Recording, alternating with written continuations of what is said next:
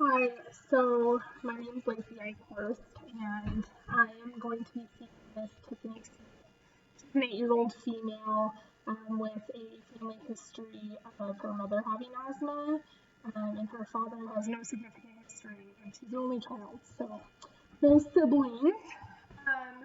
Tiffany has been experiencing asthma for the last 6 months. She just completed some pulmonary function tests and has been diagnosed with mild persistent asthma.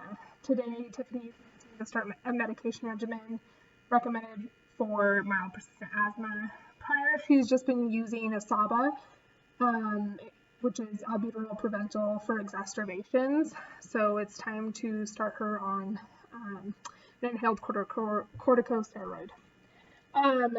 Tiffany reports being in the green zone today, and this means that her breathing has been unrestricted without cough or wheezing.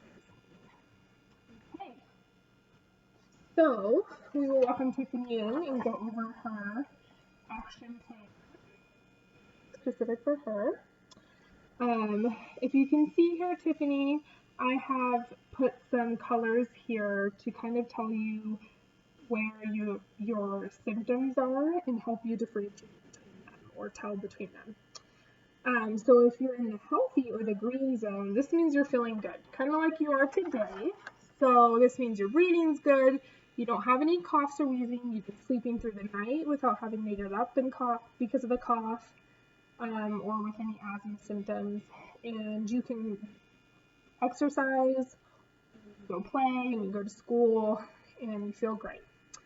So when you feel like this, or when your peak flow rate's above 80%,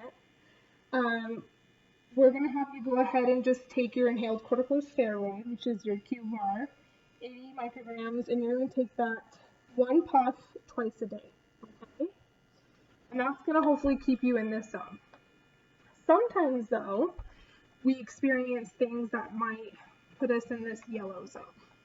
So sometimes things like smoke or getting a cold, anything like that can kind of put us into a yellow zone. And so this zone, we just want to be cautious. So in this zone, you're going to be taking your albuterol inhaler, your Preventil, which you're used to taking. You were taking it before when you were kind of feeling like this prior to having all those tests done. And so in this zone, I want you to take that albuterol inhaler kind of like you were before. You're going to take 2 puffs every 4 hours as needed. When you feel like you have a cough or you have some wheezing, your chest feels kind of tight, like somebody's kind of holding it, or if you're waking up and coughing at night, you're going to go ahead and use this, okay? Another thing that might be nice for when you use this is if, I know you do gymnastics, so before you have gymnastics class, about 15-20 minutes before, I want you to go ahead and take 2 puffs, okay? And that will kind of prevent you from getting, or should prevent you from getting any cough or wheeze at gymnastics, okay? This yellow area also happens when your peak flow rate is between 50 and 79%. So if you're kind of feeling those symptoms and you take your peak flow and it's around there, then that'll tell you too that you need to take that albuterol inhaler, okay?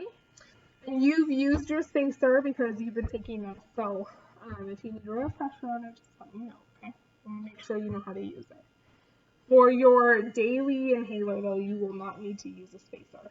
So, and when you're just doing your stuff for every day when you're feeling good, then you can just go ahead and take it straight from the inhaler. But when you're using that albuterol inhaler, when you're not feeling so good, you need to use that spacer, okay? Make sure you get all of that medication. And then if you take that and you're still not feeling very good, then you might drop down into this red zone, which is an emergency, which means I want you to take that albuterol inhaler 4 puffs every 20 minutes, and I want you to call 911 or get an adult to call 911 because you got to go to the hospital, okay? That's an emergency, and we don't want anything bad happening, okay? So pay attention for when this isn't working. We're going to need to get some more help, okay? and that's when your peak flow is below 50%. I also want you to call me and let me know if you're using that albuterol inhaler more than 2 times a week, and not before gymnastics, that doesn't count, but when you're using it at night because you woke up and you've been coughing, or at school because you were playing on the playground and all of a sudden you don't feel good, that kind of stuff. If that happens more than twice a week, you gotta let me know, okay? And then we can go from there. Do you have any questions for me? Okay. Some other things I want you to see is on this side over here, it goes over some triggers that I want you to kind of keep track of. So if there's anything that you notice, like a certain season or a flower that bothers you, or if you've been around a campfire smoke, or somebody who has like a wood fireplace in their house and that tends to bother you, if you're around any certain animals that bother you, I just want you to record it so that we can kind of be aware of what bothers your asthma, and then we can kind of stay away from those things. Okay? Alrighty. Do you have any questions for me? Okay. Sounds good. Well, thank you so much, Tiffany, and I'm so glad that we are figuring some stuff out, and hopefully that you just continue to feel great, okay? All right.